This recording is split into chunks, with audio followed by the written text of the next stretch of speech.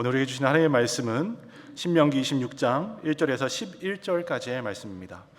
내 하나님 여호와께서 내게 기업으로 주어 차지하게 하실 땅에 내가 들어가서 거기에 거주할 때에 내 하나님 여호와께서 내게 주신 땅에서 그 토지의 모든 소산의 만물을 거둔 후에 그것을 가져다가 광주리에 담고 내 하나님 여호와께서 그의 이름을 두시려고 택하신 곳으로 그것을 가지고 가서 그때의 제사장에게 나아가 그에게 이르기를 내가 오늘 당신의 하나님 여호와께 아뢰나이다.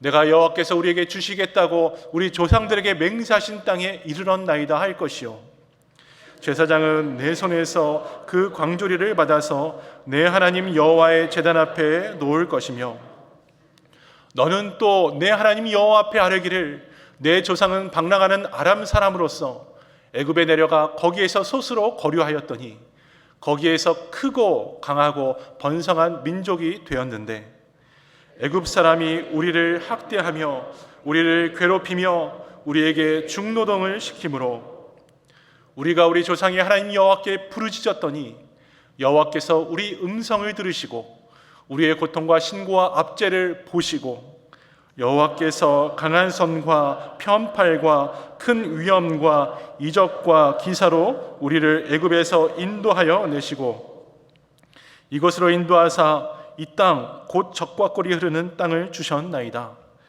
여호와여 이제 내가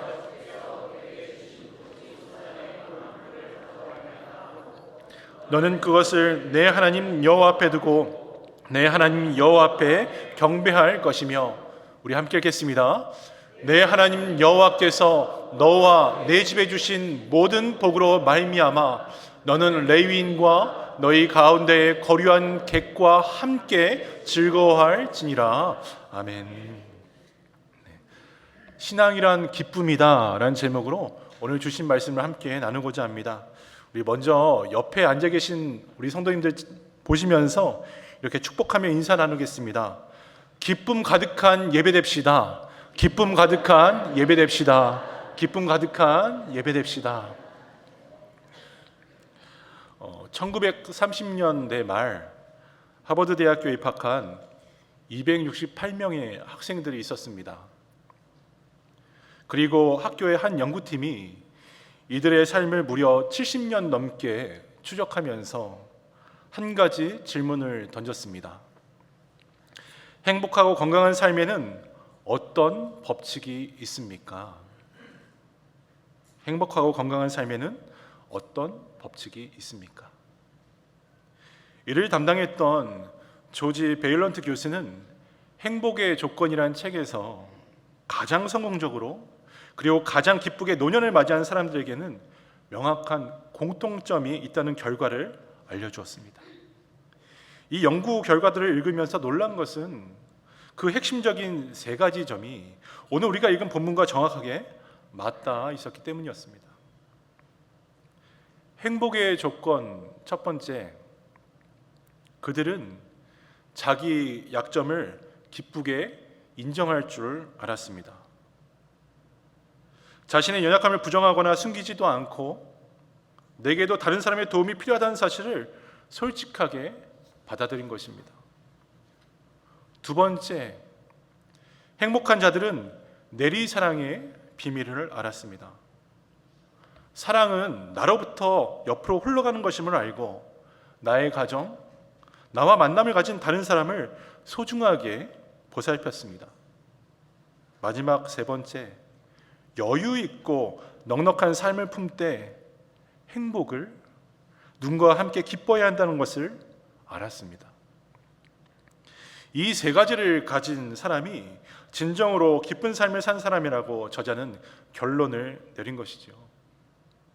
그런데 더 놀라운 사실은 세상에서 가장 똑똑하다는 학자들이 무려 70년을 연구해서 알아내는 이 인생의 비밀을 우리 하나님께서는 이미 약 3,400여 년 전에 척박한 광야 한복판에서 오늘 우리가 읽은 신명기의 말씀을 통해 하나님의 백성, 하나님의 자녀들에게, 성도들에게 보여주셨고 알려주셨습니다. 사랑하는 여러분, 예수님을 믿고 교회에 나오면 정말 기쁘십니까? 신앙생활을 하면서 하루하루 마음이 설레고 하나님께서 주실 내일 기대되십니까? 실제로 아멘으로 응답하시고 여러분의 삶이 그렇다면 우리의 인생은 참된 성공의 길을 가고 있는 것입니다.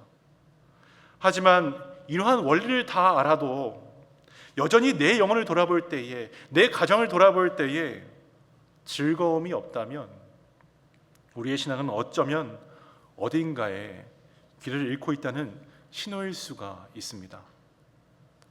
신앙의 기쁨이란 나의 어려움과 나의 고난을 하나님께 토해놓고 하나님 구원을 기억하며 이웃과 함께 나눌 때에 비로소 완성된다는 것을 꼭 기억하시기를 바랍니다. 그러면서 오늘 예배를 통해 교회와 성도들의 삶 속에 이 하나님 주시는 기쁨과 행복이 충만하게 회복되기를 소망합니다. 5절부터 7절까지 말씀 우리 함께 읽겠습니다. 시작. 너는 또 내 하나님 여호와 앞에 아뢰기를 내 조상은 방랑하는 아람 사람으로서 애굽에 내려가 거기에서 소수로 거류하였더니 거기에서 크고 강하고 번성한 민족이 되었는데 애굽 사람이 우리를 학대하며 우리를 괴롭히며 우리에게 중노동을 시키므로 우리가 우리 조상의 하나님 여호와께 부르짖었더니 여호와께서 우리 음성을 들으시고 우리의 고통과 신고와 압제를 보시고. 우리가 읽은 이 구절은 이스라엘이 젖과 꿀이 흐르는 가나안 땅에서 첫 열매를 하나님께 드릴 때 암송해야 했던 신앙 고백문이 됩니다. 그런데 여러분, 이 기쁨의 시작이 지금 어디서 시작될까요? 나의 풍요로움에 대한 자랑이나 세상 성공 스토리가 아니었습니다. 내 조상은 집 없이 방랑하던 아람 사람이었습니다. 즉 자신들은 노예였다는 것입니다. 학대받았고 중노동에 시달렸다는 것입니다. 감사의 고백이 기억하기도 싫은 쓰라린 내 과거와 나의 고통, 나의 어려움으로부터 시작하고 있습니다. 이상하지 않습니까? 굳이 왜 이런 이야기들을 구구절절 하나님은 기록하게 하셨을까요? 진정한 기쁨이란 나의 고난과 우리 가정이 겪고 있는 고통을 외면하거나 억제하며 만들어내는 값싼 긍정주의에서 솟아난 일이 절대 아니기 때문입니다. 우리는 어렵고 힘든 일을 당했을 때 어떻게 반응합니까? 미성숙한 방어 기제를 가진 사람들은요, 문제가 생기면 금방 두려워해서 현실을 회피하거나 남을 탓하며 공격하기 시작합니다. 그러나 하버드 연구에서 말한 것처럼 성숙한 사람들은 자신의 삶을 정직하게 직면하며 어려움을 승화시키는 능력으로 나아가는 것입니다. 이스라엘이 성숙한 신앙을 가질 수 있었던 이유가 바로 여기에 있습니다. 그들은 자신들의 고통을 가슴속에 곰도록 그냥 묻어두지 않았습니다. 그들은 자신들의 아픔을 끄집어내어서 하나님을 향해 토해내었습니다. 우리가 여호와께 부르짖었더니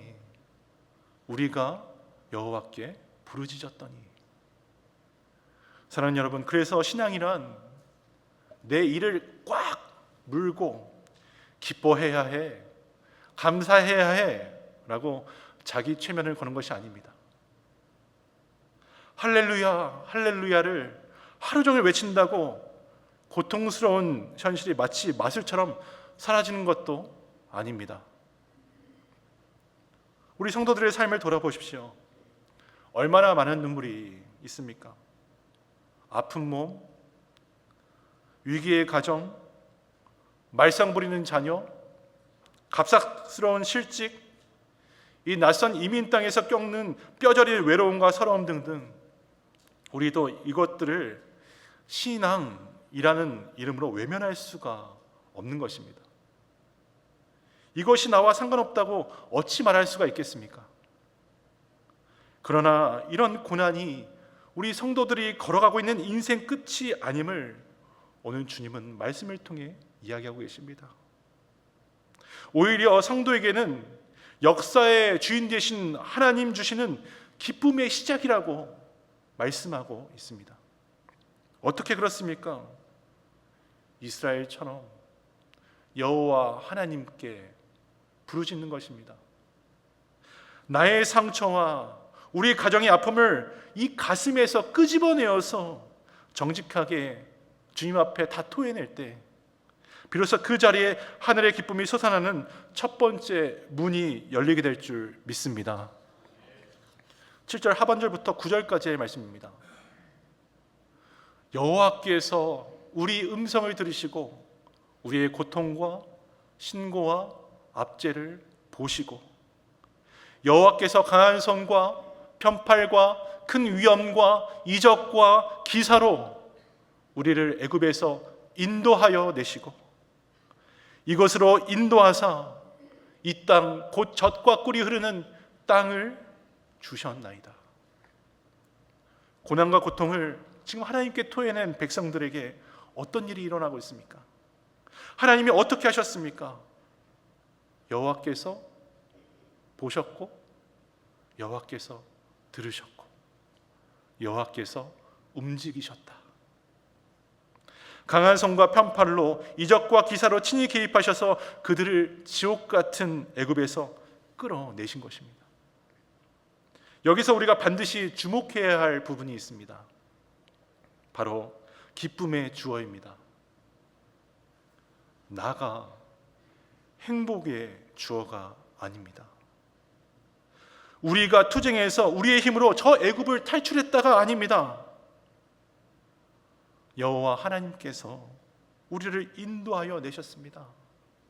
하나님께서 나의 기도를 들으시고 하나님께서 나를 바라보시고 하나님께서 내 가정을 인도하셨습니다. 이것이 행복과 기쁨을 바라보는 신앙과 세상의 결정적인 차이가 되는 것입니다. 여러분, 여러분의 신앙은 어디에 담겨져 있습니까? 독일의 철학자 칸트도 이 행복의 조건을 세 가지로 이야기했습니다. 해야 할 일이 있는 사람, 사랑할 사람이 있는 사람, 그리고 미래의 희망을 가진 사람, 이 사람이 행복할 수 있습니다 라고 말입니다. 물론 맞는 말입니다. 그런데 오늘 주님은 성도들에게 한 가지를 덧붙여 주십니다. 기억해야 할 하나님의 이야기가 있는 사람이 기쁜 사람이다 말입니다. 내가, 우리 가정이 기억해야 할 하나님의 이야기가 있는 것, 이것이 복된 인생, 기쁨의 인생이 되는 것입니다. 신앙생활을 오래 해도 우리 기쁨이 자꾸 메말아가는 것은 무슨 이유입니까? 하나님이 내 인생의 가장 어두운 밤 찾아오셔서 구원을 행하신 그 일들을 내가 잊어버리기 때문입니다. 그렇다면 여러분 묻고 싶습니다. 하나님이 우리 성도들의 인생에서 행하신 일들은 무엇이었습니까? 가장 밑바닥이었던 그 순간 하나님의 손을 붙잡았던 우리 가정의 경험 기억하십니까? 사방이 우겨쌈을 당해서 도저히 불가능하고 절망했던 그때 홍해를 가르듯 길을 내주셨던 여러분의 체험이 지금 이 자리에 함께 있는 것입니까? 이민의 삶 속에 우리 가정을 홀로 두지 않으시고 바로 이 자리까지 인도하신 에베네셀의 하나님이 여러분의 있기에 우리가 함께 모여서 예배드리고 있는 것 아니냐는 말씀입니다.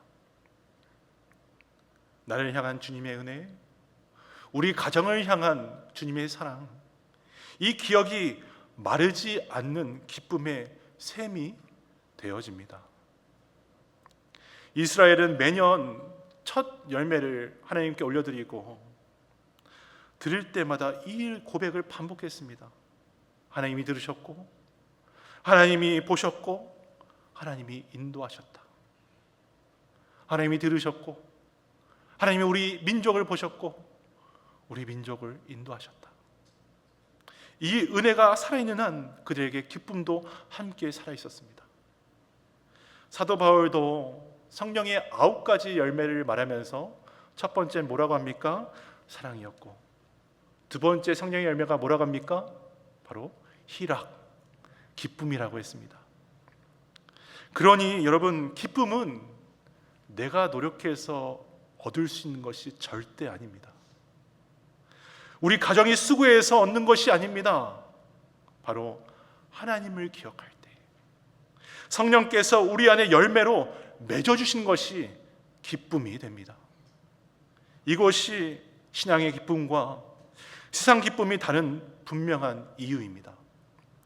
바라기는 오늘 우리 성도님들의 가정과 생업, 교회의 다른 무엇보다 하나님의 일하심, 하나님의 들어주심, 하나님의 인도하심, 이 구원의 은혜가 충만하여져서 기쁨의 열매 가득 맺혀지기를 간절히 바랍니다. 10절 말씀 우리 함께 읽겠습니다. 시작. 여호와여, 이제 내가 주께서 내게 주신 토지 소산의 만물을 가져왔나이다 하고 너는 그것을 내 하나님 여호와 앞에 두고 내 하나님 여호와 앞에 경배할 것이며. 그렇습니다. 고난, 어려움을 토해냈고 구원을 기억했습니다. 이제 그 충만한 기쁨이 어디로 향해야 합니까? 두 방향입니다. 위로는 예배, 옆으로는 나눔입니다. 내게 주신 토지서산의 만물을 가져왔나이다. 가장 귀하고 첫 번째 되는 것을 하나님께 올려드리는 것, 이것이 예배입니다. 하나님의 크신 구원의 사랑을 뼛속 깊이 깨닫는 사람은 하나님의 임재가 있는 이 예배의 자리를 향해 달려 나오지 않을 수가 없기 때문입니다. 그래서 예배는 종교적 의무나 무거운 짐이 아니라 하나님 구원의 그 사랑에 감동한 자의 벅찬 응답이 됩니다. 여러분, 오늘 이 자리에 어떻게 나오셨습니까? 이 하나님의 사랑, 하나님의 은혜 때문에 나오신 것 아니겠습니까? 그런데 진짜 기쁨과 행복은요, 하나님을 향한 예배에서만 멈추지를 않습니다. 11절 말씀도 우리 함께 읽겠습니다. 시작. 내 하나님 여호와께서 너와 내 집에 주신 모든 복으로 말미암아 너는 레위인과 너희 가운데에 거류하는 객과 함께 즐거워할지니라. 아멘. 주님은 이렇게 예배를 드린 후에 너는 레위인과 너희 집에 거하는 객, 그들과 함께 즐거워하라 명령하셨습니다. 레위인은 누구입니까? 땅을 기업으로 받지 못한 연약한 자들입니다. 그렇다면 객은 누구입니까? 이스라엘 공동체 안에 사는 외국인들, 다시 말해 가장 주변부에 있는 사람들을 말하고 있습니다. 이처럼 우리 하나님은 기쁨을, 주님 주시는 그 복을 내 가족끼리만, 그리고 끼리끼리만 모여 누리라고 하지 않으셨습니다. 기쁨도 흘러내려 보내라고 합니다. 왜요? 행복은 움켜쥐면 썩지만 나누면 기적처럼 배가 되기 때문입니다. 주님도 그러려 하시죠. 오병이어의 기적, 하나님 나라의 원리가 여기에 해당됩니다. 이 세 가지의 기쁨의 원리를 삶으로 직접 살아낸 한 사람이 있습니다. 특유의 유쾌한 연기로 우리에게 잘 알려진 배우 권호중 씨의 이야기입니다. 화려한 스포트라이트를 받으면서 성공가도를 달려나갈 때에 청천벽력 같은 일이 찾아옵니다. 하나밖에 없는 사랑하는 아들이 발달장애를 동반한 희귀병 판정을 받은 것입니다. 전 세계를 통틀어 봤는데 15명 정도밖에 없답니다. 이 원인을 알 수 없는 병. 그래서 방송을 멈추며 권호중 씨는 이런 말을 했습니다. 배우로 전성기를 누리던 중 아들의 발달장애를 알게 됐습니다. 아들의 유일한 친구는 엄마, 아빠라는 생각으로 모든 것을 아들과 가정에 집중하려 합니다. 이 절망적인 상황 속에서 권호중 씨는 예수님을 인격적으로 만나게 됩니다. 상황은 하나도 변하지 않았습니다. 아들의 병도 여전히 낫지 않았습니다. 그러나 십자가의 은혜와 그 자녀에게 준 구원을 기억하기 시작하자 그의 내면에 세상이 빼앗을 수 없는 평안이 찾아왔습니다. 그래서 현재 그는 권어중 복음이라는 유튜브 채널을 운영하면서 하나님께서 그와 그의 가정에게 주신 기쁨을 세상에 증거하고 있습니다. 그런데 이가 받은 행복과 감사는 거기서 멈추지 않더라고요. 사회복지사 자격증까지 취득하면서 자신처럼 희귀병 아동을 키우며 절망에 빠진 부모들을 함께 위로하고 함께 돕는 일을 묵묵히 감당했던 것입니다. 그리고 이런 믿음의 고백을 합니다. 사람들은 저를 불쌍하게 봅니다. 그런데 여러분, 지금 저는 제 인생에서 가장 행복합니다. 저는 예수님을 만났고 우리 가족은 진짜 기쁨을 찾았습니다. 그렇습니다. 고통과 고난을 주님께 정직하게 토해냈고 구원의 주님을 기억했으며 그 은혜를 연약한 이웃과 함께 기쁨으로 나누었습니다. 오늘 주신 말씀의 세 가지 기쁨의 원리가 이 한 사람의 삶 속에 그대로 살아난 것입니다. 사랑하는 성도 여러분, 오늘 우리 주변에도 레위인과 객들, 나그네가 있지 않습니까? 경제적인 위기로 한숨 쉬는 이웃들이 있습니다. 낯선 이민 생활에 지치고 언어가 통하지 않아 외로운 우리 새 가족들이 있습니다. 그리고 속마음을 털어놓지 못한 채 우리 믿음의 공동체에 변두리를 맴도는 지체들도 있습니다. 또 특별히 말씀의 은혜로 자라나가야 할 우리 다음 세대들, 그리고 척박한 저 아프리카 땅에서 하나님의 은혜, 하나님의 사랑을 간절히 기다리는 케냐의 영혼들이야말로 오늘 우리가 기쁨으로 섬기고 품어야 할 또 다른 하나님의 사람들인 줄 믿습니다. 주님이 먼저 보여주신 구원의 감격과 삶의 은혜들을 함께 나눌 때에 단순히 물질을 넘어 생명을 살리는 가장 완전한 기쁨의 열매가 맺혀지게 될 것입니다. 말씀을 맺겠습니다. 70년의 연구를 이끌었던 이 하버드 교수는 이 두꺼운 책의 결론을 이렇게 요약했습니다. 삶은 즐길 필요가 있다. 삶은 즐길 필요가 있다. 그런데 사랑하는 여러분, 이 세상에서 예수님을 인격적으로 만나 전능하신 하나님을 아바, 아버지라 부르며 매 순간 성령 하나님의 인도하심을 따라 사는 삶보다 행복하고 기쁜 복이 과연 어디 있겠습니까? 우리처럼 참된 행복과 기쁨을 누리는 인생이 어디 있겠습니까? 신앙의 기쁨이란 고난을 하나님께 토해내고 하나님의 생명의 그 구원을 기억하며 이웃과 함께 나눌 때 비로소 완성되는 것입니다.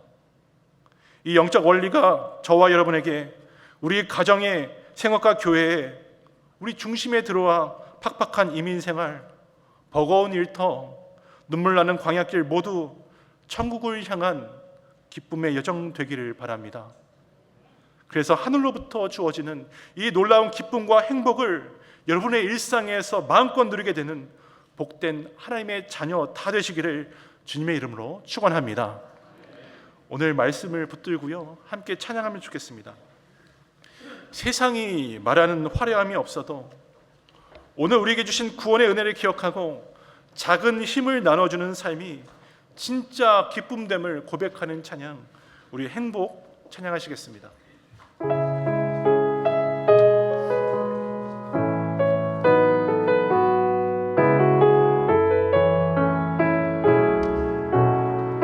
화려하지 않아도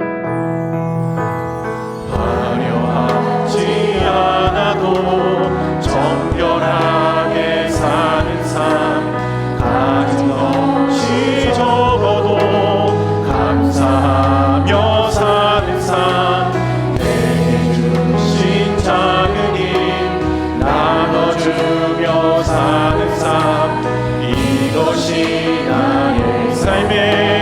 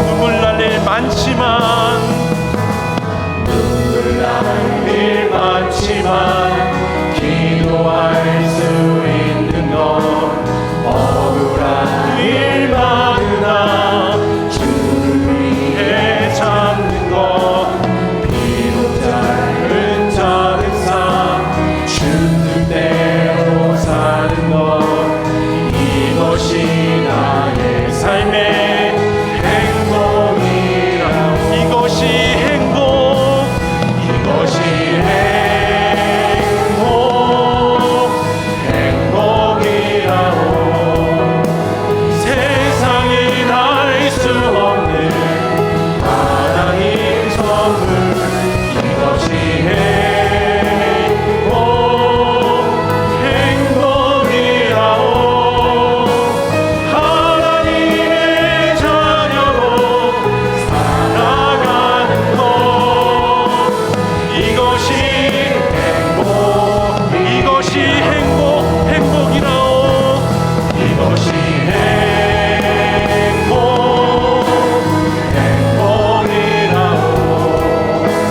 세상에 알 수 없는 하나님 선물, 이것이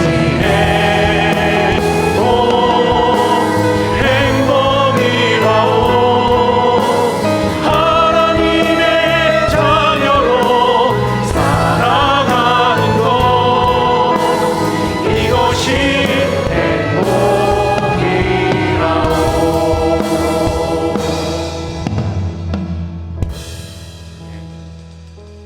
그렇습니다. 사랑하는 여러분, 많은 인생은 아니지만 하루하루 살다 보니 기쁨과 행복은요, 내 수고와 내 노력으로 얻어지는 것이 아니더라고요.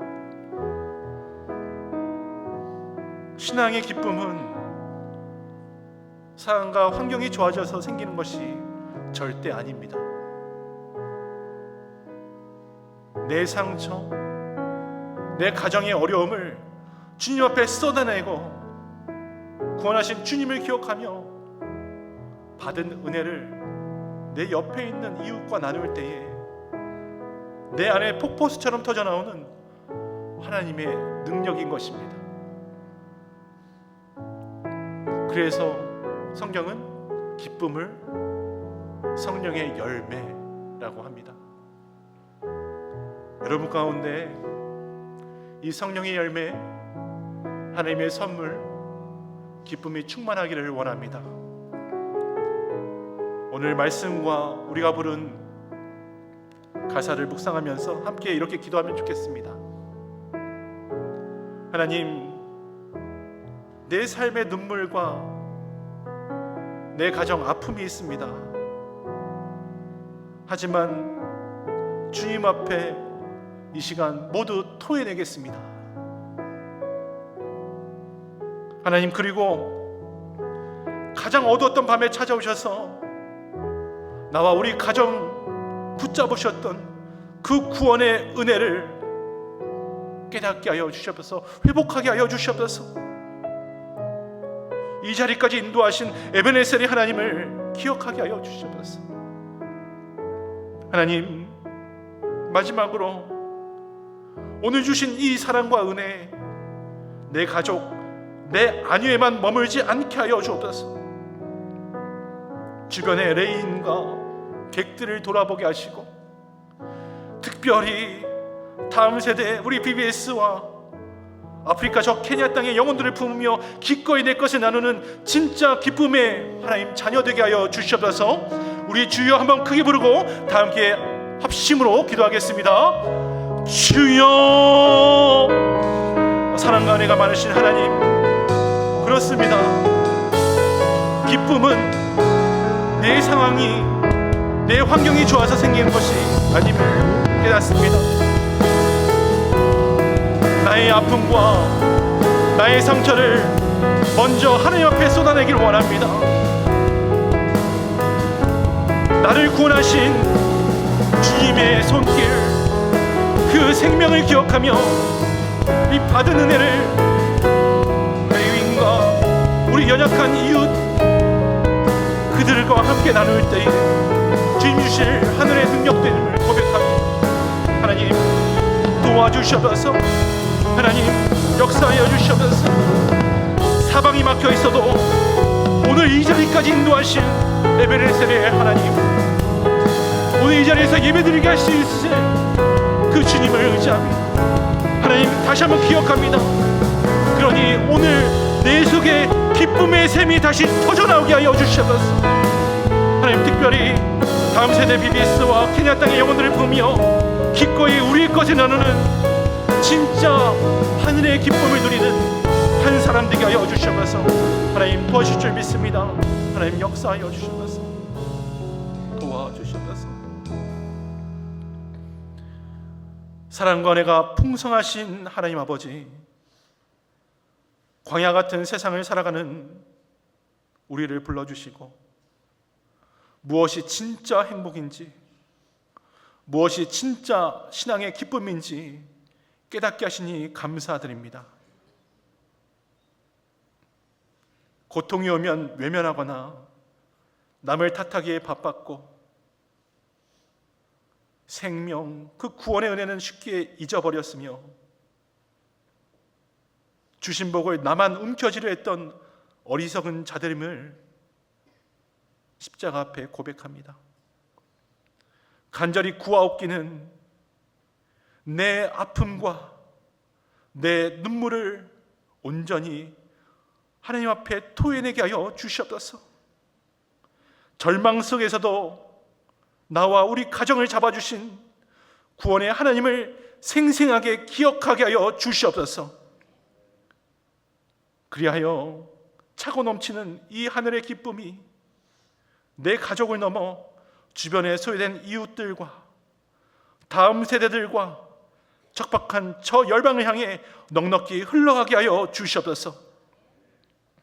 비록 우리의 이민의 삶이 화려하지 않고 고단할지라도 주님과 동행하며 나누는 삶이 가장 위대한 천국의 행복임을 날마다 찬양하는 우리 비전교회 귀한 성도들 다 되시도록 주님 축복하여 주시옵소서. 이 모든 말씀 예수님 이름으로 간절히 기도드리옵나이다. 아멘.